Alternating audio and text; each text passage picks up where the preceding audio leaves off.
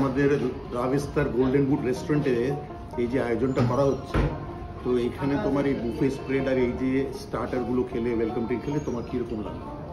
আমার তো দেখে ভয় লাগছে, এত খাবো কী করে? যারা আসবেন তাদের তো মুশকিল হয়ে যাবে, কী করে এত জিনিস খাবে? আমি আশা করবো পয়লা বৈশাখে যে বুফেটা হবে তাতে এলাকার যারা মানুষ আছেন তারা এসে পুরোপুরি এনজয় করতে পারবে খাবারটা। থ্যাংক ইউ দাদা। বিকাশ দাকেও যদি আমি একই প্রশ্ন করি, তোমার কি এর সম্বন্ধে কী বলার আছে? বাঙালি তো একটু খাওয়া দাওয়া ভালোবাসে, তো এখন এতগুলো আইটেম, তারপর নতুনত্ব সব প্লেয়ারদের নামে আপনারা এটা করেছেন।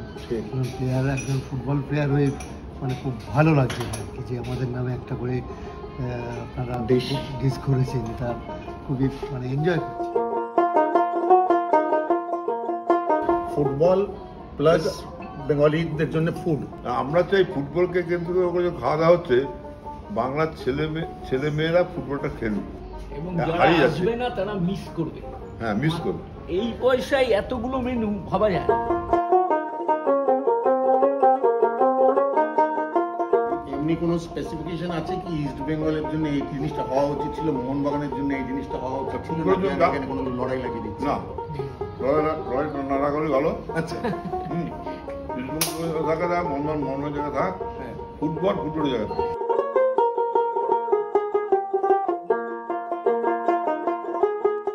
তারপর এটা আমার পাড়ারই প্রায় হতো, স্বাভাবিকভাবে নিজেকে গর্বিত মনে হতো।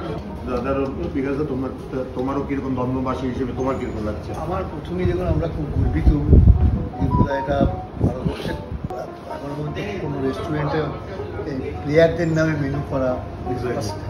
কারণ আমরা একজন ফুটবল প্লেয়ার হিসেবে আমি খুব গর্ববোধ করছি। আপনাদের খাওয়া দাওয়া আমার খুব প্রচণ্ড ভালো লেগেছে, এবং আমরা প্লেয়ার মহলেও আমরা এই খবরটা প্লেয়ার মহলকেও দিয়ে দেবো, যে প্লেয়াররা যাতে অন্তত একবার এসে দেখে যাক যে কী এই করে। সব প্লেয়াররাও গর্বিত হবে যে ফুটবলারদের এখন ফুটবলারদের আপনারা মনে রেখেছেন। এই জন্য সত্যি আমরা খুব গর্বিত। দাদা তোমার কিছু? আপনাদের আতিথেয়তা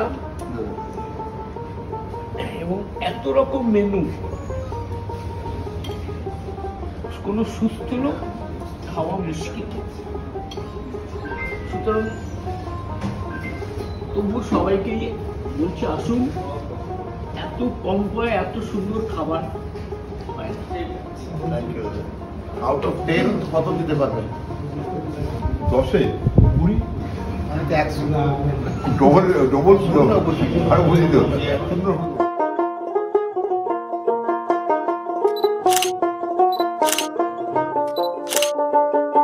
সবাইকে অনুরোধ করব, অবশ্যই আসবেন, না এলে ঠকবেন। মাত্র 800 টাকায় ভাবা যাচ্ছে না।